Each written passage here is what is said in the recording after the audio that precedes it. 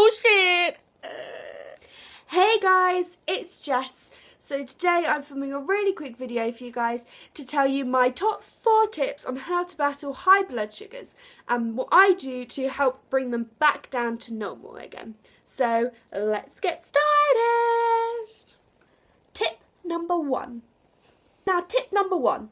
The first thing that you have to do, more importantly, more than anything, is give yourself insulin. Whether this is via your injection or via your pump. You have to give yourself insulin so that your blood sugars will go down. Tip 2. Now tip number 2 is to drink lots of this stuff. If you don't drink lots of fluids, then your blood sugars are going to stay off the charts, which will make you feel really grumpy and lousy and tired, and yeah, that's not good. Tip number 3. Now, tip number 3 revolves around ketones. Ketones are when you have sugar in your blood or your wee, and they can make you feel really, really ill, and it's as a result of high blood sugar. So if you get a reading of over 15, I would say, on your blood glucose meter, the first thing I would do is be on the safe side and check your ketones, because you never know, you might have a reading that says you have high ketones, and high ketones can lead to you being quite ill and diabetic ketoacidosis, which can have quite horrible, nasty effects. So if you do end up having ketones after you've checked because you have a high blood glucose reading, it's really important to contact your diabetes team to make sure they know so they can help you with what to do next.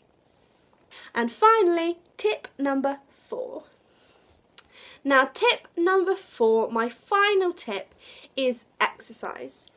Now I know some of you might be sitting there like, did she just say exercise? Yeah, I said exercise. Now, exercise doesn't necessarily mean go straight to your gym when you have a really high blood glucose reading and get on that treadmill, girl, because it doesn't. The worst thing to do is to go out and do really, really heavy exercise, because that can counteract the high blood sugar you've just had and can cause you to have a hypo, which again is a horrible feeling, and we do not even want to go there. But I think it would be quite beneficial if you just go for a little walk, or you get up and you do something so that it helps to bring your blood sugars down. Because if you just sit there and you lie around, you don't do anything, it's not going to help you with trying to bring your blood sugars down. Because if you're just still constantly, it's not going to help. And I think it's quite important that moving around helps to bring down your blood sugar levels. So that is it. Those are my top 4 tips on how to bring down my blood glucose levels. Now I must admit, my mother is probably sitting here going, Jess does not do all of them. I must admit, I can be quite bad sometimes when it comes to looking after my diabetes, but I am normally really well controlled, so I don't really have problems with high blood sugars or low blood sugars too often.